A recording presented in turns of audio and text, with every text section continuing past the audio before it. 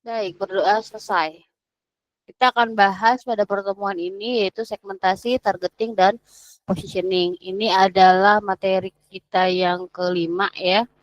Eh, tapi kalau dilihat dari proses manajemen pemasaran, ini merupakan bagian yang kedua yaitu merancang dan mengembangkan strategi pemasaran. Jadi awalnya setelah kita melakukan identifikasi kebutuhan dan keinginan konsumen, kita menentukan strategi. Salah satu bagian dari proses penetapan strategi itu adalah melakukan segmentasi, targeting, dan positioning. Nah, di dalam bagian ini ada beberapa hal yang akan kita bahas. Di dalamnya termasuk juga ada pengertian, ya, kemudian ada variabel, ya, kemudian ada kriteria segmentasi yang efektif dan juga strategi. Kalau di targeting kita bahas tentang identifikasinya, strateginya, lalu taktikalnya, lalu analisis Thomsonnya. Dan positioning kita bahas mengenai pengertian, pengembangan value proposition, kemudian ada konsep positioningnya, lalu langkah awal proposition, lalu proses pembentukan positioningnya. Kita masuk ke topik yang pertama yaitu segmentasi. Ini adalah definisi dari para ahli yang saya ambil ya mengenai segmentasi. Baik itu dari Art Weinstein, kemudian dari Hermawan Kertajaya, dan juga dari Philip Kotler. Tiga-tiganya mengemukakan bahwa segmentasi adalah sebuah proses membagi konsumen atau calon konsumen potensial ke dalam kelompok-kelompok. Nah, kelompok-kelompok yang seperti apa? Kelompok-kelompok yang memiliki karakteristik berbeda-beda ya. Jadi dikelompokin tuh karakteristik A, B, C, D gitu atau syarat A, B, C, D dikelompokkan ya. Kemudian nantinya akan dipilih kelompok-kelompok mana yang akan dilayani. Nah,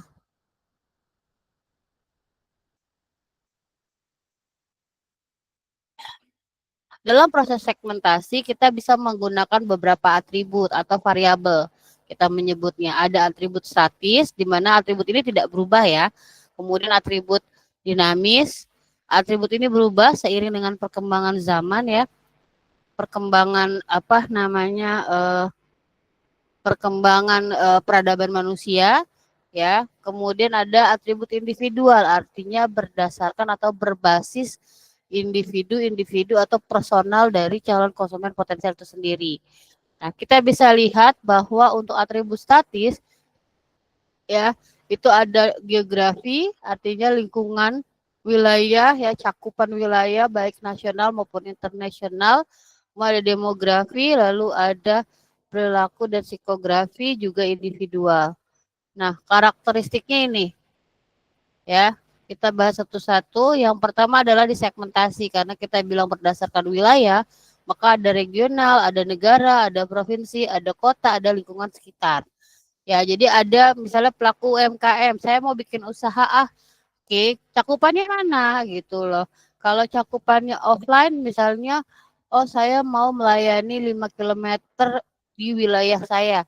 Berarti kayak kita di peta ya, ambil jangka, kita putar eh, radius 5 kilometer. Atau misalnya kita mau, saya mau melayani kota Tangerang Selatan aja gitu. Kalau saya di Tangerang Selatan, saya mau Depok aja gitu. Itu namanya variabel segmentasi dari sisi geografis atau daerah.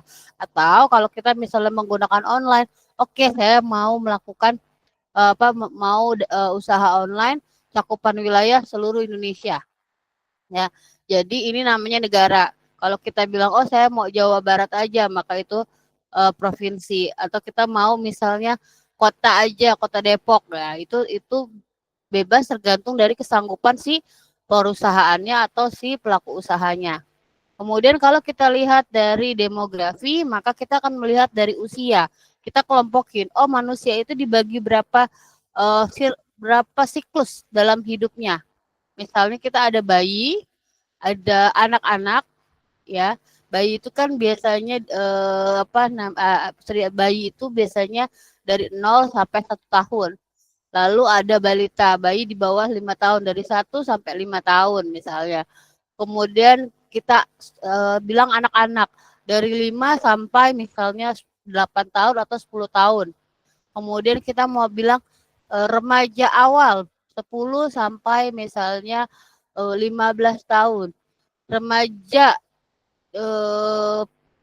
remaja akhir misalnya tadi kan 15 sampai 20 tahun. Kemudian dewasa awal 21 sampai, nah itu adalah klasifikasi ya dalam usia.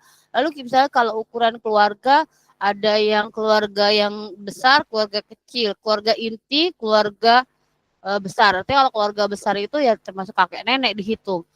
Nah, kemudian ada yang keluarga inti. Nah, keluarga inti berapa ukurannya? Ada yang biasa sedang, ada yang misalnya eh, pasangan suami istri aja tanpa anak, atau anaknya 2 atau anaknya 3 atau anaknya 5. Masing-masing berbeda targetnya. Lalu ada agama, ya, ada jenis kelamin laki-laki dan perempuan. Ingat tidak ada transgender, walaupun dalam kategorinya ada istilah transgender, ya, tetap laki-laki dan perempuan. Karena mau kemana produknya, mau ke laki-laki atau mau ke perempuan. Lalu ada tipikal pendapatan, ada pekerjaan, ada pendidikan. Ini adalah segmentasi berdasarkan demografi. Selanjutnya, segmentasi berdasarkan psikografi atau berdasarkan psikologis atau kepribadian dari masing-masing individual. Ya, walaupun bisa kita bilang tidak semuanya sama, tapi bisa diasumsikan, ya. Jadi bisa diklasifikasikan, ya, berdasarkan ilmu psikologi. Ya, misalnya kalau dia ekstrovert, introvert, kemudian sanguis dan lain sebagainya. Ya, kemudian gaya hidup, ya, misalnya metroseksual, hedonis, kemudian atau misalnya dia yang apa ya, saya lupa tuh istilahnya, yang apa, pakai yang dia perlu aja gitu ya. Jadi ada kayak di Jepang itu kan mereka tidak pernah, jarang sekali punya banyak baju, punya banyak celana ya, atau sepatu, ya mereka beli yang memang sangat dibutuhkan saja. Kemudian nilai-nilai. Nah, nilai-nilai dalam pendidikan di keluarga itu akan mempengaruhi bagaimana dalam memilih produk, sehingga di dalam pengelompokan ini menjadi pertimbangan. Ya, misalnya kalau dia dilihat dari nilai-nilai agama, lalu dinilai nilai-nilai di mana dia berada. Contoh di Indonesia sama di Amerika. Atau kita bilang sama-sama di Asia, Indonesia dengan Korea. Indonesia karena mayoritas muslim, maka makanan yang paling mayoritas dikonsumsi itu adalah makanan yang diperbolehkan secara hukum Islam aman. Tapi di Korea, di mana tidak ada nilai agama yang dianut, artinya tidak ada yang dipegang, maka bebas, apapun bisa, ya, kecuali memang barang-barang yang dilarang oleh pemerintah. Gitu. Jadi artinya nilai-nilai ini mempengaruhi. Namun seiring berjalannya waktu, kita bisa lihat misalnya di Korea yang tadinya nggak ada makanan halal, ya, alhasil begitu banyak penduduk Korea yang mulai beragama Islam, dia mulai tuh ada wilayah yang bisa dibilang friendly to Muslim, ya. Jadi benar-benar negara apa namanya lokasi di mana kita bisa dengan aman, ya, memilih produk untuk kita konsumsi. Ya, ada wilayahnya. Ini juga kan karena perubahan nilai tadi. Kemudian kita lihat kalau dari segmentasi perilaku, misalnya perilaku ini lebih mengarah kepada sebuah kepercayaan si individual terhadap sebuah produk atau sebuah kategori produk. Ya, misalnya pengetahuan terhadap produk. Contoh, mungkin kalau sekarang teman-teman yang perempuan nggak ngerti misalnya bra yang baik itu seperti apa. Jadi beli bra yang harganya 25.000, 30.000 is okay, fine-fine aja gitu ya. Tapi bagi mereka-mereka yang mungkin udah mengerti, oh barangnya lebih bagus, oh barangnya kualitasnya lebih mumpuni, atau memang karena seperti saya contohnya udah pernah bekerja di pabrik di garment bra, alhasil kita nggak bisa lagi beli bra yang biasa gitu, yang maaf harga di bawah 100 tuh kayaknya aneh gitu ya. Bukan kenapa-napa misalnya, bukan karena harga, tapi mungkin karena pemahaman kita jauh lebih dalam mengenai sebuah produk. Atau misalnya satu keluarga ada yang suka sekali sama merek Honda, maka dia akan beli semua produknya Honda. Ada yang satu keluarga lebih suka dengan produknya Suzuki. Jadi pengetahuan terhadap produk ini juga akan mempengaruhi hasil. Beberapa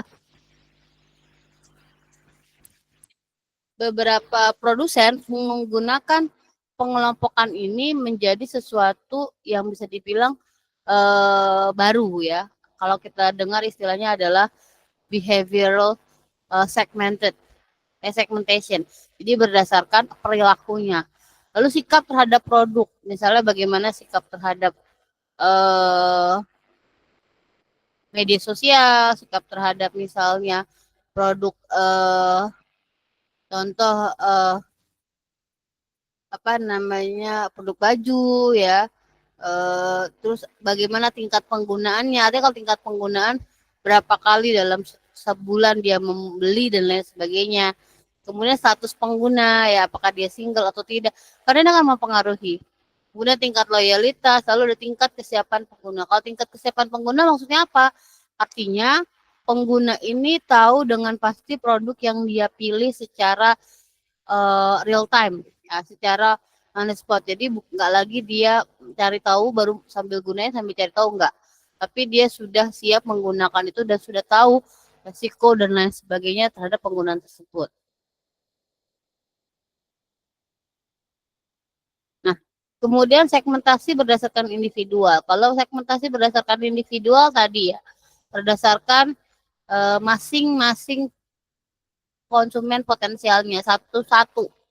Ya, biasanya ini produk-produknya lebih ke customize ya sesuai dengan keinginan dan juga tidak sama satu sama lain. Saya ambil contoh, saya punya teman yang memang menjadi desainer di Jogja, mereknya Arisanti. Nah, dia itu punya dua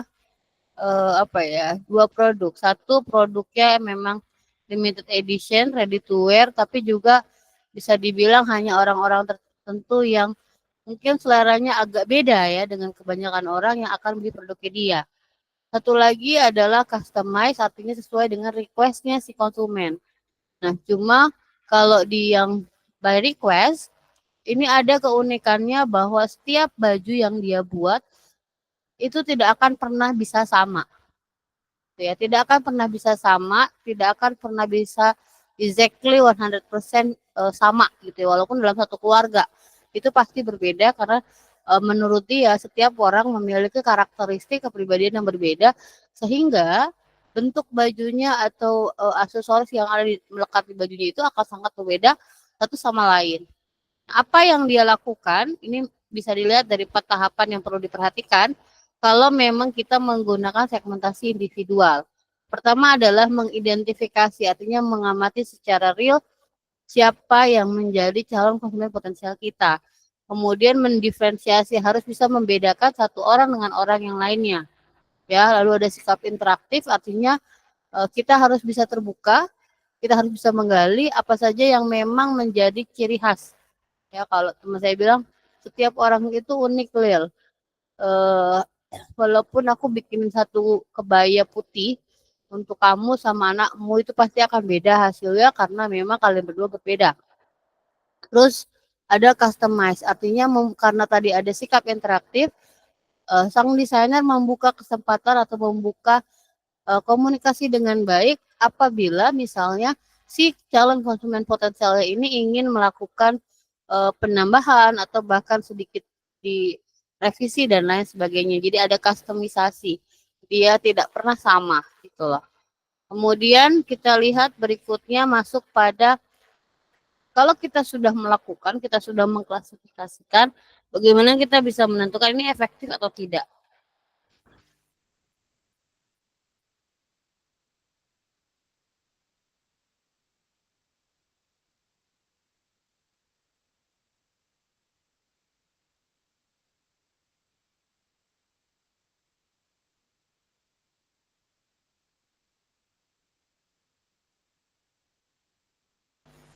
Baik, jadi untuk menentukan apakah segmentasi yang sudah kita lakukan itu efektif atau tidak, ada 5 kriterianya. Pertama adalah measurable, bisa diukur. Kalau kita menggunakan tadi wilayah, anggaplah misalnya Depok. Kota Depok yang akan kita layani, maka pasar, kalau kemarin apa pasar? Erlinda masih ingat nggak pasar itu apa? Halo Herlinda atau Fauzan, bisa jawab?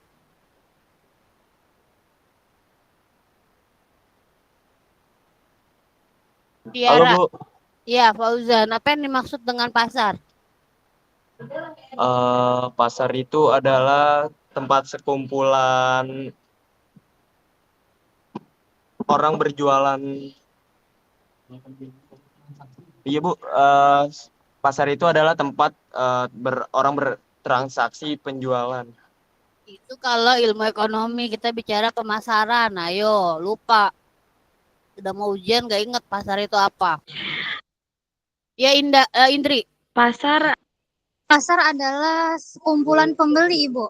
iya. Pasar adalah sekumpulan pembeli. Jadi kalau kita bisa bilang measurable, pasarnya bisa diukur. Berarti kalau kita taruh di Depok, kita harus tahu berapa banyak orang Depok gitu loh, ya kan? Berapa banyak jumlahnya. Komposisinya apa? Ada substansi. Artinya ada turunannya. Misalnya kalau kita mau melayani pasar perempuan di Depok, berapa jumlahnya? Gitu loh. Terus komposisi usianya berapa aja? Sehingga apa? Ini bisa diperluas.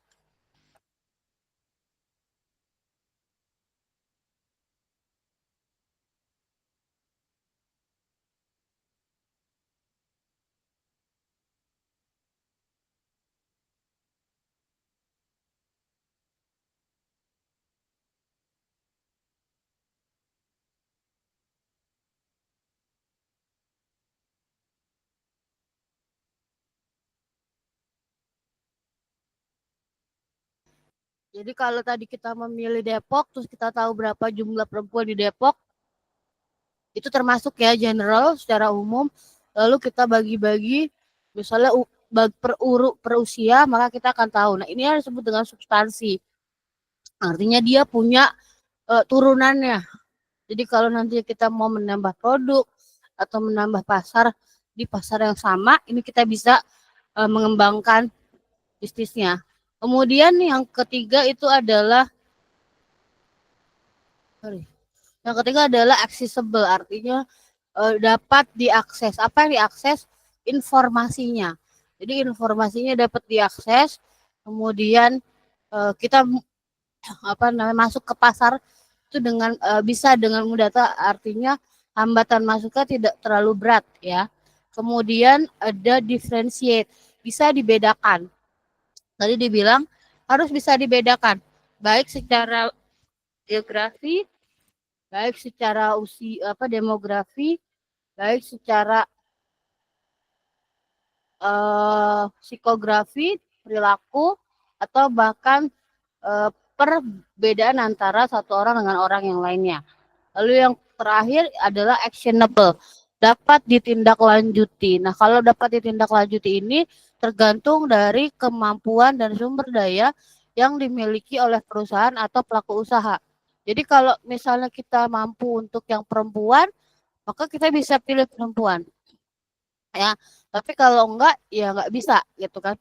Hanya saja bisa dibilang, nah,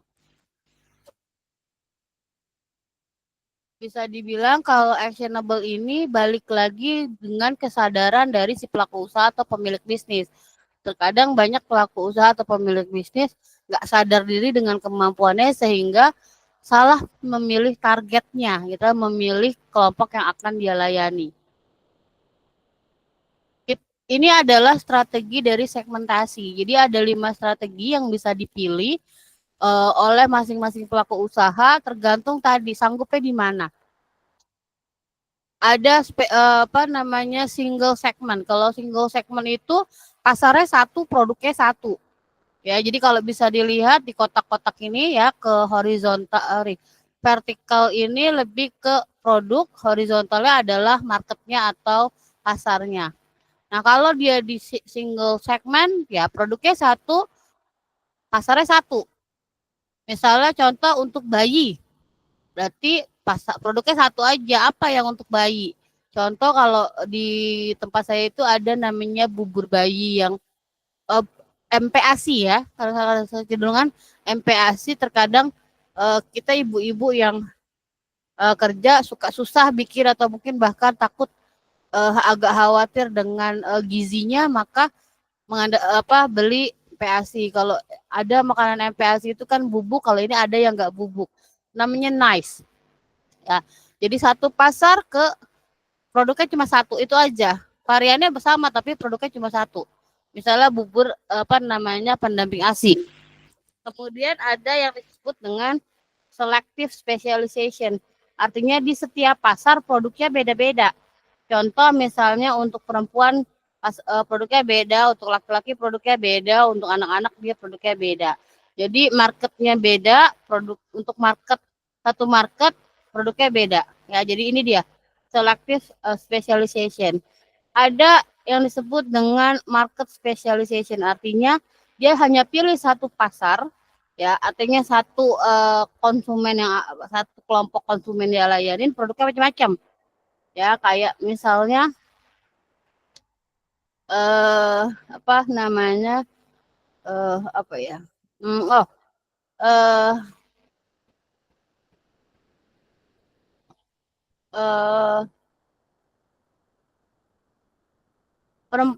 Kayak Sari Ayu. Sari Ayu itu kan buat perempuan, ya. Nah, kemudian dia produknya banyak. Nah, itu disebut dengan market specialization. Nah, kalau produk specialization, produknya cuma satu, tapi pasarnya banyak. Ya, kayak apa? Kayak misalnya SPBU atau listrik, yaitu namanya produk specialization. Nah, kalau full market coverage, ini adalah produknya banyak, pasar yang dilayani juga banyak, bermacam-macam. Ini yang kita sebut sebagai FMCG atau Fast Moving Consumer Good. Dia kan produknya banyak, marketnya banyak, ya macam-macam. Nah, ini dia segmentasi. Oke, sampai sini ada yang mau tanya? Kalau tidak ada, saya akan lanjut ke targeting, ya. Ini adalah pengertian targeting menurut Philip Kotler dan Alexander Cerny. Ya, jadi targeting adalah proses evaluasi atau disebut sebagai proses identifikasi dengan mengoptimalkan penawaran dari perusahaan. Jadi kalau Kotler bilang ini evaluasi dari setiap segmen pasar dan memilih satu atau lebih segmen untuk dilayani. Ya, kenapa memilih? Karena tadi dia mau fokus pada apa yang dia kerjakan supaya calon konsumen potensial ini tertarik, mau beli, mau coba, mau beli, dan akhirnya menjadi konsumen loyal. Nah, logika dari targeting ini akan berimbas pada kegiatan pemasarannya. Jadi kalau kalian melihat ada mass marketing, artinya kegiatan pemasaran secara massal, ya, bisa kita lihat bahwa ternyata dia mengabaikan segmen yang berbeda. Jadi dia segmennya dianggap sama, ya, pemasarannya yang sama, pasar potensialnya juga besar. Contoh ini adalah seperti food and beverage. Produk food and beverage di mana umum, ya, seperti misalnya kalau kita bicara teh botol, air mineral, baik itu Aqua, Vivo, atau baik Vivo, air Aqua, Cleo dan lain sebagainya, ini menggunakan mass marketing.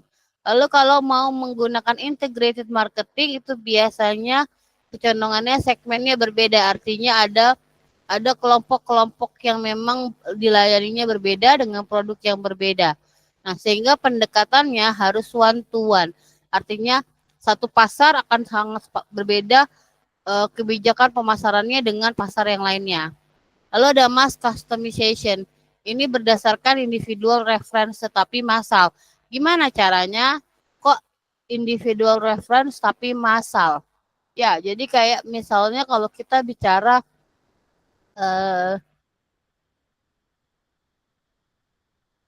kebiasaan, ya, kebiasaan orang, misalnya mau mengarahkan kayak kebijakan ganjil genap di Jakarta, ini kan cuma yang punya mobil, ya kan?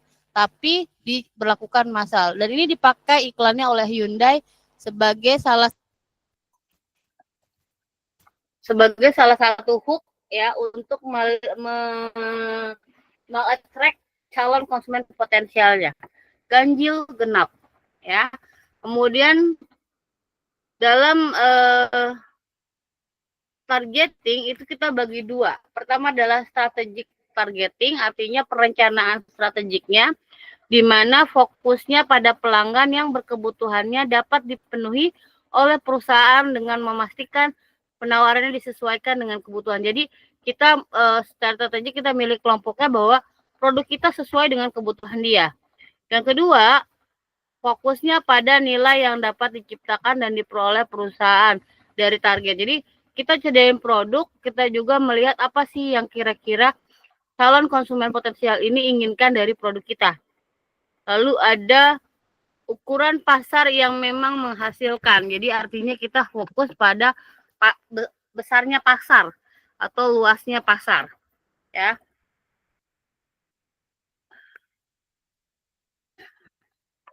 Lalu ada strategik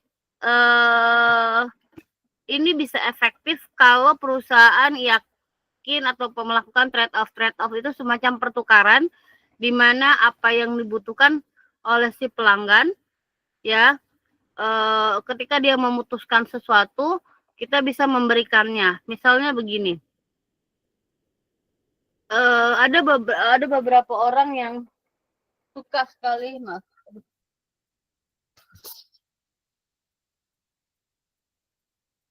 suka sekali misalnya menyimpan produk elektronik yang sudah tidak terpakai. Nah, untuk bisa memberikan nilai yang terbaik, misalnya kayak waktu itu Asia ya, itu tukar handphone bekas dapat satu Asia, ya satu handphone Asia, gitu. Yang baru yang bisa dipakai. Jadi ada trade off ya. Jadi trade off untuk bisa tadi. Ada orang yang nggak mau nyoba karena dia nggak mau mengambil resiko tentang produk baru yang dia dapat. Tapi juga kalau dia harus memilih gitu ya, handphone hidup atau yang tidak mati ya dia akan memilih handphone hidup. Jadi dia mau melakukan yang disebut dengan pertukaran tadi gitu. Ya, kemudian kita bisa lihat juga ada secara struktural atau secara pembagiannya, maka kita bisa lihat kalau strategic targeting dia fokusnya pada kompatibilitas target, artinya kesesuaian target dengan produknya, lalu daya tarik targetnya apa aja. Nah, di kompatibilitas, maaf,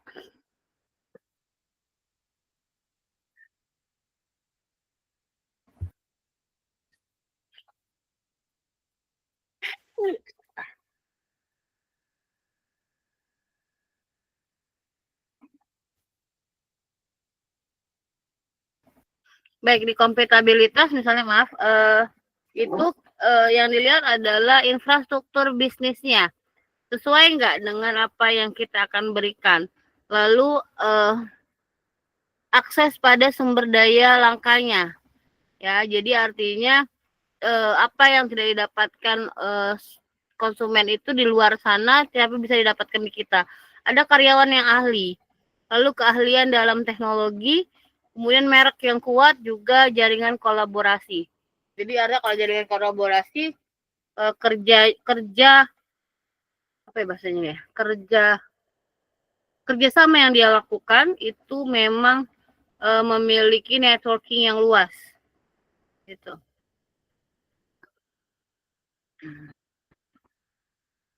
Lagi ya, oke.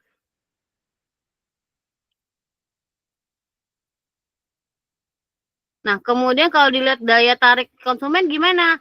Oh, dilihat dari nilai moneternya, artinya pendapatan konsumennya, biaya yang harus dikeluarkan oleh perusahaan untuk bisa mengattract si calon konsumen tadi.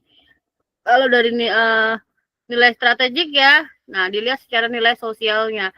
Apakah produk kita bisa memberikan manfaat nilai sesuai dengan ekspektasi, misalnya membuat bangga atau membuat si konsumen merasa berbeda.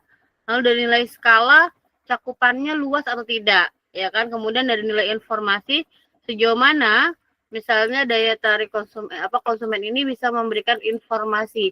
Contoh kalau kita bisa bilang komunitas-komunitas itu menjadi salah satu yang paling tinggi daya tariknya karena bagaimanapun secara nilai informasi mereka update, ya, mereka update.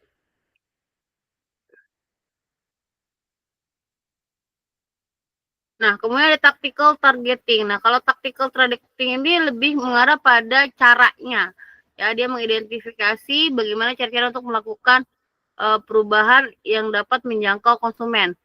Misalnya kalau konsumennya itu anak SMP, kemudian anak SMP ini sukanya buka game, kemudian sukanya di warnet, maka mungkin alat komunikasinya lebih dipilih pada iklan-iklan yang akan disematkan pada game-game yang ada di aplikasi handphone.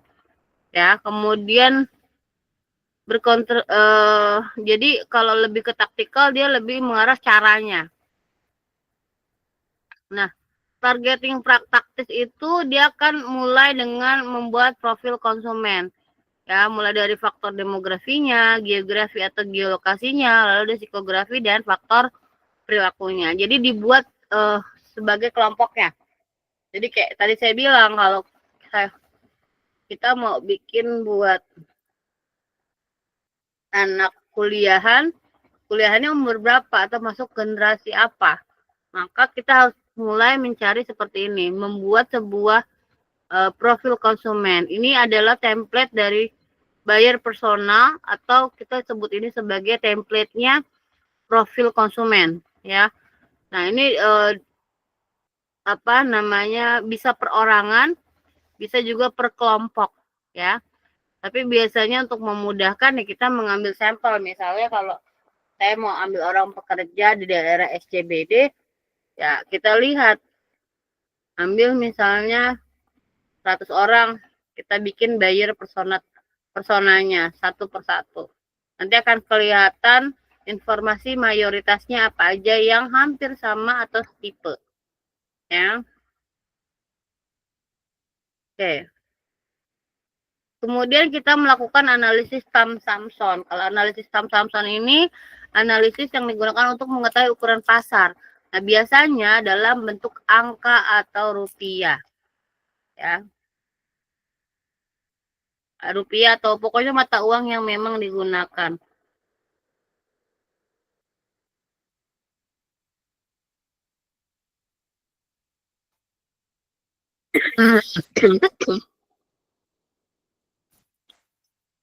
Maaf sebentar.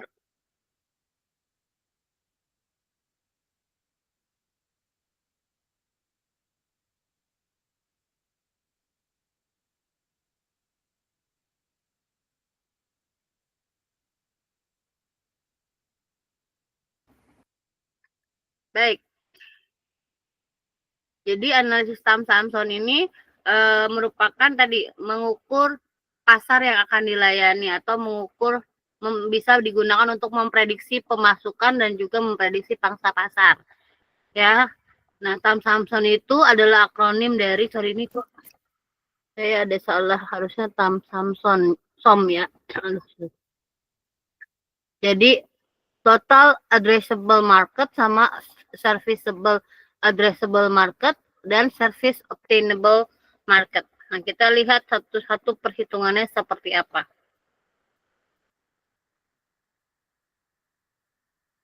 Nah, yang pertama adalah total addressable market atau total permintaan pasar. Jadi total kira-kira pasar yang mau produk kita itu seberapa banyak. Nah, itu bisa diukur dengan cara tadi kalau kita mau melayani perempuan di Depok ya usia dewasa berapa jumlahnya. Ya, kemudian rata-rata orang dewasa di sana penghasilannya berapa. Ya, maka jumlah orangnya dikali total penghasilannya inilah yang disebut dengan TAM atau total addressable market. Gitu. Kemudian kita bisa lihat yang selanjutnya adalah SAM atau Serviceable Addressable Market. Jadi ini adalah pasar yang dapat dilayani oleh perusahaan sesuai dengan kemampuan perusahaan. Artinya perusahaan mengestimasi, oh saya sanggupnya sekian persen dari pasar yang ada. Kemudian persentase ini dikali dengan biaya, bukan dikali dengan pendapatannya. Jadi itu yang dimaksud. Ya, contoh kalau di sini tadi kan pasarnya 9.000, tapi ternyata perusahaan cuma ngaku saya cuma sanggup 6.000 orang. Maka kita bisa lihat berapa samnya, berarti 6.000 dikali 1.500.000 karena penghasilannya hanya rata-rata 1.500.000. Nah, lalu yang ketiga yaitu SOM atau Service Obtainable Market, di mana ini adalah perhitungan atau besarnya pasar yang dapat dilayani atau diperkirakan dapat diperoleh. Gitu ya, dapat diperoleh dari perhitungan masa lalu juga dasarnya.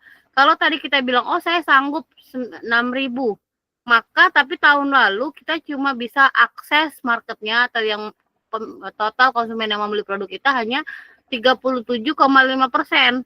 Sehingga apa? Sehingga tadi, oh kalau begitu total yang 900 juta tadi harus dikali 37,5% untuk tahun ini. Kira-kira dapat angkanya sekian. Gitu. Ya, itu adalah analisis SAM, SOM. Ada yang mau tanya sampai sini?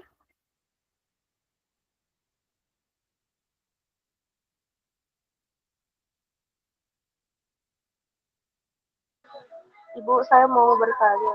Boleh, silakan Alia. Berarti nanti kita pas tugas besarnya itu pakai analisa saham. Iya, pakai. Jadi bisa estimasi, makanya kan dikasih lihat kan berapa misalnya biar ketahuan. Itu nanti makanya data statistik. Misalkan Alia ambil misalnya wilayah Ciracas misalnya ya. Ciracas, terus UMKM-nya di Ciracas. Berarti target marketnya siapa gitu. Nah, ini biasanya sama siapa namanya sama pelaku usaha tuh jarang dihitung gitu. Saham-saham itu jarang dihitung. Jadi artinya kita coba hitung ini kira-kira sesuai nggak sama prediksinya dia. Gitu. Hasilnya sesuai nggak cuma dilihat produknya, dilihat harganya enggak gitu. Jadi dianalisis pasarnya kira-kira sesuai atau tidak, atau mungkin kita bisa memprediksi akhirnya kenapa usahanya nggak maju-maju begitu aja dari tahun ke tahun, malah mungkin konsumennya makin sepi gitu Alia. Kalau dia nasional ya berarti ambilnya nasional. Berarti kalau nasional berarti per kapita yang dihitung ya, pendapatan per kapita gitu. Ada lagi pertanyaan?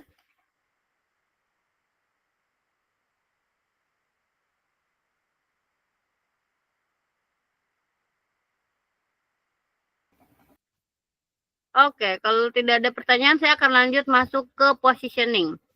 Ini dia. Jadi kalau ke positioning itu adalah proses menempatkan keberadaan perusahaan atau merek perusahaan atau produk perusahaan di benak konsumen. Jadi kami tuh kalau pasar itu selalu berasumsi bahwa benak konsumen itu kayak laci. Jadi ada tingkatannya. Semakin paling atas berarti semakin diingat. Gitu ya. Jadi gimana caranya supaya positioning ini bisa bisa menjadi kategori ya, kayak misalnya kalau kita bicara deterjen orang selalu bilang Rinso apapun mereknya. Coba ada di beberapa reel YouTube gitu kalau kasih buat ngebersihin apa pasti bilangnya Rinso, bukan deterjen ya. Terus misalnya bukan bilang pemutih tapi bilangnya By Clean. Bukan bilangnya pasta gigi, bilangnya odol. Ya. Nah, ini kan menjadi sebuah dilema sebenarnya. Karena apa? Karena yang mereka sebutkan tadi itu adalah merek-merek dari sebuah perusahaan, bukan kategori produk. Ya, nah, ini yang disebut dengan positioning. Bagaimana positioning itu bisa melekat? Yang pertama adalah nilai yang memang diberikan oleh si produsen. Jadi untuk bisa membuat sebuah positioning, kalian harus tahu dulu value proposition dari produk kalian atau proposisi nilai dari produk kalian. Caranya adalah dengan menggunakan value proposition canvas seperti yang kalian lihat ya. Nah, value proposition canvas ini kalian membandingkan antara customer profile dengan nilai dari produk kalian. Kalau customer profile misalnya apa sih yang dilakukan oleh si konsumen kita, ngapain aja, lalu apa yang sudah dia dapat dari produk-produk yang sudah ada. Misalnya, oh saya mau bikin tempat potong ayam, atau saya mau bikin chicken nugget. Tapi apa yang sudah mereka dapat dari chicken nugget yang beredar di masyarakat? Apa yang mereka komplain dari chicken nugget yang sudah beredar? Jadi ke pain-nya itu bukan apa yang dirasakan ya, tapi lebih pada sebenarnya apa sih yang nggak bisa diselesaikan oleh produk yang sudah ada gitu. Kalau gain-nya adalah apa yang bisa atau apa yang sudah dia rasakan oleh produk yang sudah ada ya.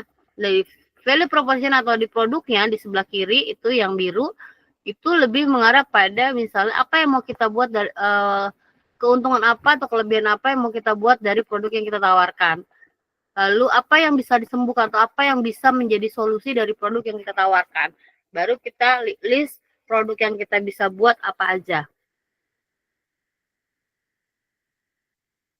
Ya, ini value proposition. Nanti kalian juga akan belajar ini di mata kuliah kewirausahaan. Ya, jadi pada saat kalian akan membentuk sebuah produk, kalian juga belajar ini.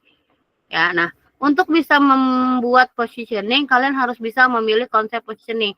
Apa itu konsep positioning? Ini adalah keseluruhan arti yang dimengerti oleh konsumen dalam hal yang relevan dengan kebutuhan dan referensi konsumen. Artinya, ini sesuai dengan referensi dan juga kebutuhan.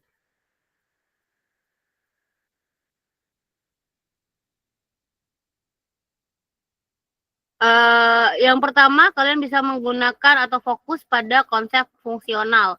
Di kalau fungsional itu lebih kepada penggunaan dari produknya, ya misalnya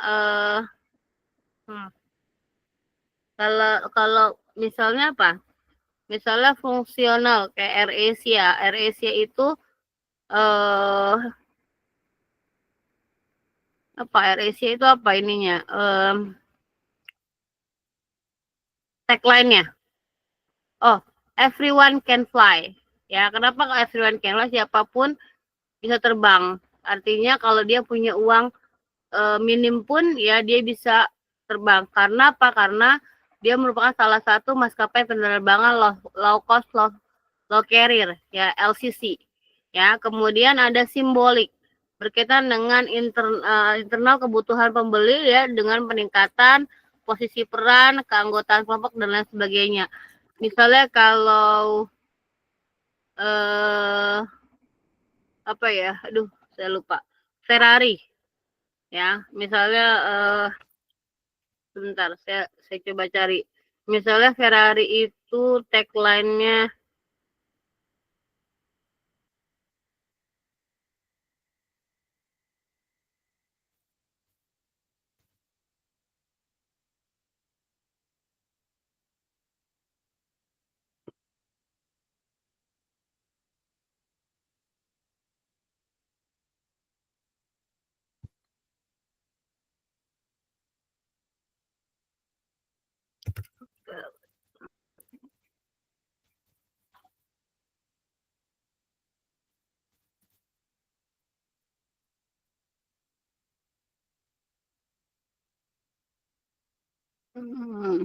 infografik.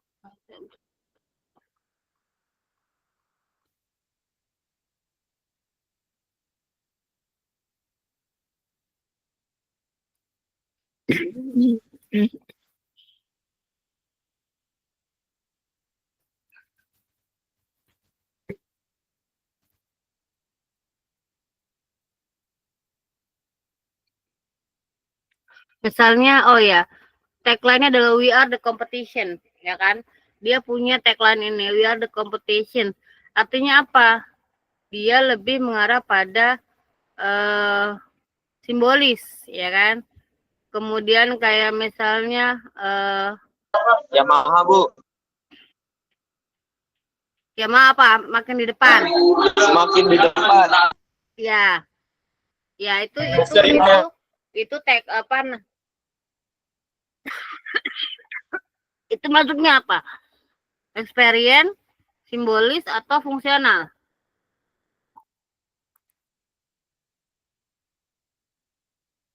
Masuknya apa? Simbolis atau itu?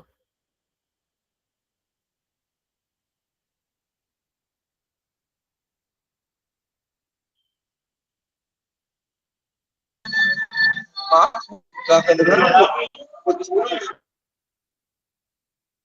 Iya, kalau tadi dibilang semakin di depan, itu artinya apa? Simbolis, fungsional, atau eksperimental?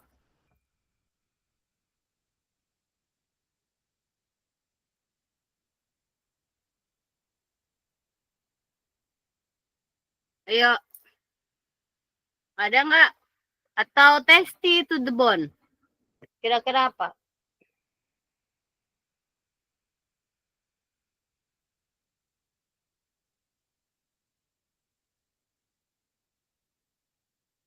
Halo?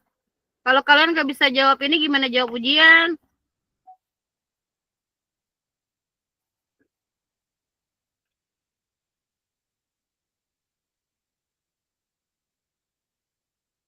Ya, jadi kalian harus bisa nanti memahami misalnya tagline.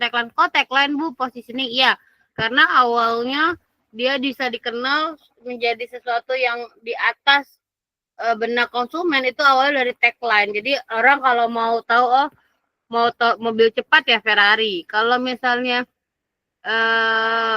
Honda misalnya affordable, kemudian apa namanya dijual kembali tinggi. Makanya kan itu tulisannya dia One Heart. Ya, nah ini bisa menjadi salah satu nilai yang memang diberikan kepada produsen kepada konsumennya. Nah, bagaimana cara kita membuat positioning di awal? Pertama, konsepnya harus jelas. Jadi tadi mau pilih konsep yang seperti apa, dan ini ditentukan oleh pihak manajemen. Ya, kita marketing dan pihak top manajemen harus sepakat. Kita mau dikenal produknya seperti apa. Kemudian pembentukan itu juga didukung dengan kombinasi dari program bauran pemasaran di mana supaya apa yang ingin dicapai, apa yang ingin disampaikan kepada konsumen itu sesuai atau terlaksana. Jadi ada pembentukan strategi positioning. Setelah itu apa? Setelah itu kita mengukur efektivitas positioning. Kira-kira benar nggak ya positioning kita sudah sesuai belum? Sudah tepat belum? Gitu. Itu dari sisi langkah awal. Langkah berikutnya adalah dalam proses pembentukan positioningnya. Nah, kalau di sebagai dasar proses pembentukan positioning itu ada 3 langkah. Ya, yang pertama adalah positioning development, artinya dibentuk dulu, kemudian positioning benefit factor, artinya dimunculkan apa yang paling penting, lalu dibuat positioning statement. Nah, biasanya positioning statement itu berbeda satu perusahaan dengan perusahaan lain. Ada yang ambil secara singkat seperti yang kita sebut dengan tagline, ada yang panjang. Ya, kalau di Marketplace bikin positioning itu menggunakan beberapa elemen seperti yang kalian lihat, ya, ada brandnya, ada target marketnya, ada brandnya, kemudian ada frame of reference-nya, ya, kemudian diferensiasinya apa, lalu keunggulan kompetitifnya apa. Nah, ini dibentuk. Nanti akan kelihatan benefit factor-nya, baru inilah yang dijadikan sebagai positioning statement. Ya, ini pembentukannya seperti ini. Sampai sini ada yang ditanya karena ini adalah akhir dari perkuliahan materi kita hari ini. Silakan. Saya mau nanya, Bu. Ya, Cinta. Ya, semisalkan nih, saya punya bisnis. Terus itu kan target bisnis saya itu misalkan kayak menengah ke bawah. Nah, sewaktu-waktu saya tuh udah pengen menaikin penjualannya, pengen naikin pemasukan. Nah, saya pengen ngubah target konsumen saya itu yang tadinya dari kelas menengah ke bawah jadi menengah ke atas. Itu termasuk oke atau kayaknya nggak usah deh gitu? Bisa, tapi tadi kalau dari segmentasi berarti kan ada perubahan pasar kan? Berarti Ya, berarti produknya juga harus beda. Atau mau produknya disamain, tapi kualitasnya yang dibedain. Gitu. Jadi, satu kelompok kan pasar, ya jadi gini, bisa melakukan itu, tapi produknya dibedain. Produknya dibedain. Kalau kamu menengah atas kan berarti produknya premium.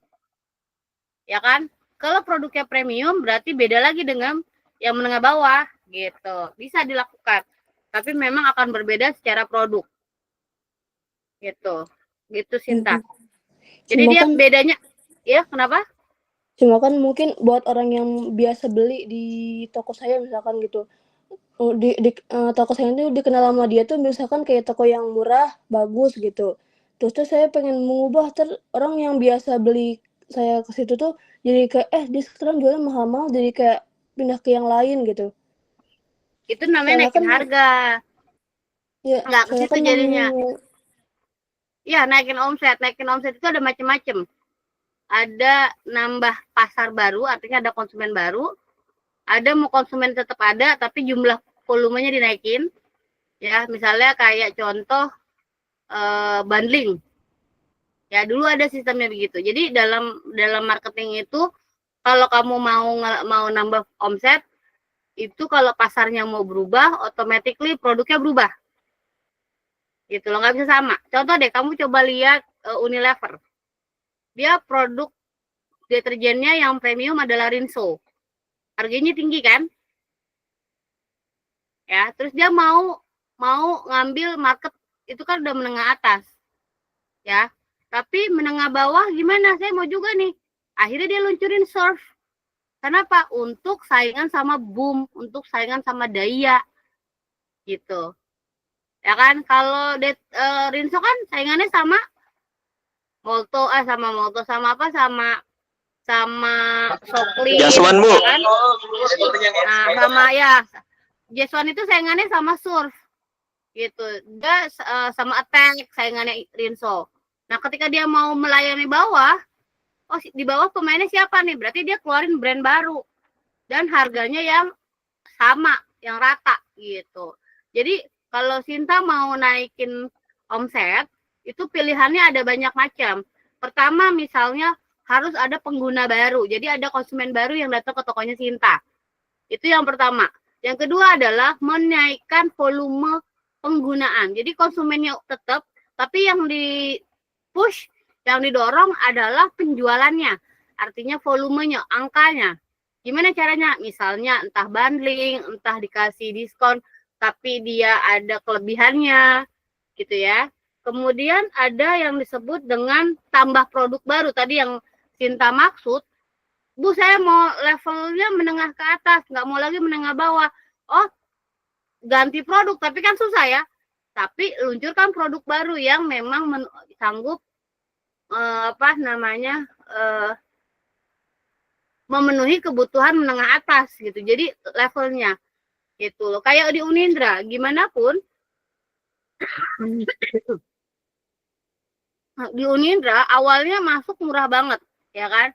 Kemudian karena dia kenapa sekarang misalnya dulu memang target kalau Unindra nggak berubah target market gitu. Jadi targetnya tetap menengah bawah, tapi yang dia sasar lebih ke jenjang pendidikannya. Jadi kalau dulu cuma S1, terus lanjut ke S2, ya kan? Kemudian ada lanjut karena Akta 4 udah nggak ada, bikinlah program PPG atau profesional pendidikan profesi guru, ya kan? Kemudian S3. Nah sekarang nih karena ada aturan baru, misalnya lulusan BK itu belum boleh praktek BK kalau belum memiliki sertifikat profesi konselor. Maka bukalah tuh Unindra. Jadi artinya apa? Dia melihat, produk saya tetap, tapi saya ingin ingin nambah omset.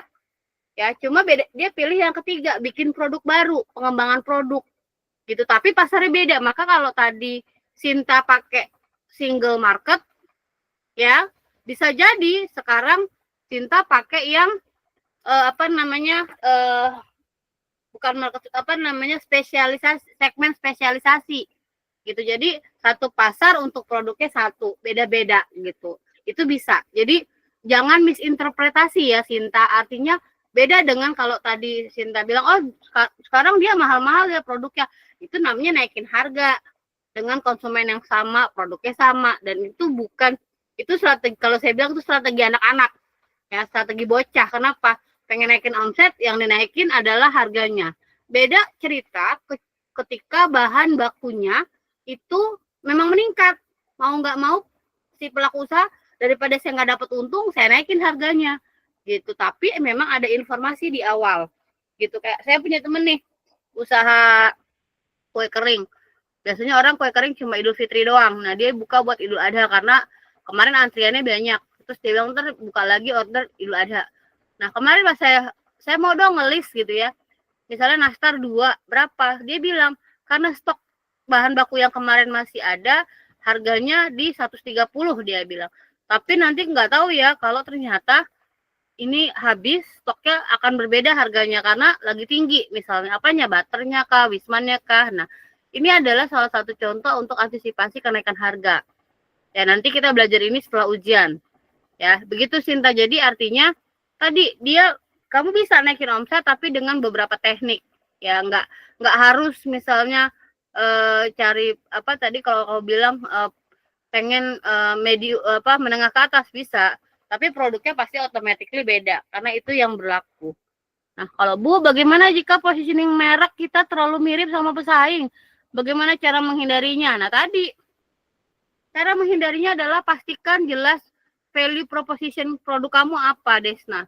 Jadi harus tahu kelebihannya dan harus dicari gitu. Kelebihan itu bisa berasal dari misalnya bahan baku, bisa berasal dari proses, bisa berasal dari kalau kita bisa bilang apa ya, support activity-nya orang-orang yang melakukannya gitu ya. Kayak kemarin yang waktu saya sempat lihat viral itu adalah ayam goreng ya, saya lupa mereknya apa. Tapi ini ayam goreng merek lokal, tapi di situ dia kasih bahwa saat sekian ribu akan didonasikan atau menjadi bagian dari sumbangan untuk ke Palestina. Jadi dia jual positioningnya adalah donasi Palestinanya. Itu kan sebenarnya umum ya, tapi dia taruh di situ, kemudian dia bentuk misalnya pengingat azannya gitu. Jadi setiap waktu sholat di rumah makan itu ya, di tempat makan itu ada pengingat waktu sholat ya gitu kan. Nah ini menjadi sangat berbeda. Jadi kalau kamu ingin menghindari itu, benar-benar kamu kaji mau jadi apa sih gitu, ini mau diapain merek ini gitu loh. Mau apa brand kamu tuh atau produk kamu tuh mau bedanya apa dengan produk lain gitu. Karena nggak bakal bisa sama kalau kamu udah tahu kelebihan dari produk kamu tuh nggak bakal bisa sama. Kecuali kamu reseller ya, terus ya kamu kan nggak bisa menambah atau mengurangi produk kamu, cuma misalnya layanan. Kayak dulu saya usaha papa saya itu kan toko genteng. Pabriknya di Jatiwangi, pabriknya di Tangerang. Barang datang ke kita.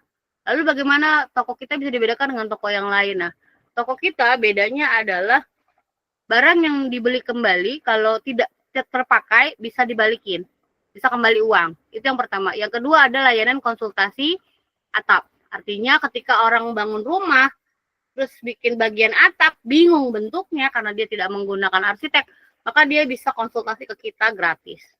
Jadi itu yang dilebihin gitu loh. Jadi artinya apa? Kamu melihat kalau mau bikin positioning, lihat nilai kelebihan kamu sama kelebihan orang itu apa. Apa yang mau kamu tonjolin. Gitu. Ya, Desna ya. Iya, Bu. Ya, baik. Ada lagi yang lain? Bu, saya mau nanya tentang tugas besar. Oke, silakan. Tugas besar kenapa?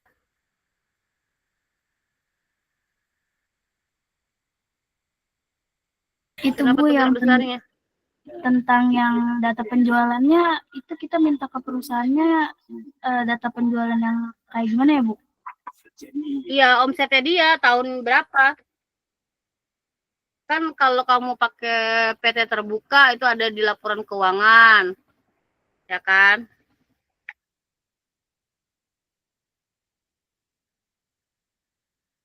Kalau pihaknya nggak mau ngasih gimana, Bu? Iya, kamu cari yang lain lah. Kan dibilang harus dapat data itu. Karena data itu yang data krusial biar tahu kan. Kalau perusahaan-perusahaan kayak Mayora itu udah ada, ya kan? Aqua udah ada, bisa dicari di internet. Tapi yang susah ya tadi saya bilang kalau nggak bisa. Atau UMKM yang emang kalian udah kenal. Baik, Bu. Terima kasih. Iya. Iya, Indri, kenapa? Kalau kan kita pasti minta data penjualan kan, sebuah PT. Nah, itu untuk tahun atau bulannya yang terbaru atau dikasihnya? Kalau tidak salah itu kan minimal 3 tahun terakhir ya. Oh, 3 tahun terakhir. Iya, makanya dibaca deh data di di tugasnya. Oke, terima kasih, Bu. Sama-sama. Ada lagi yang lain?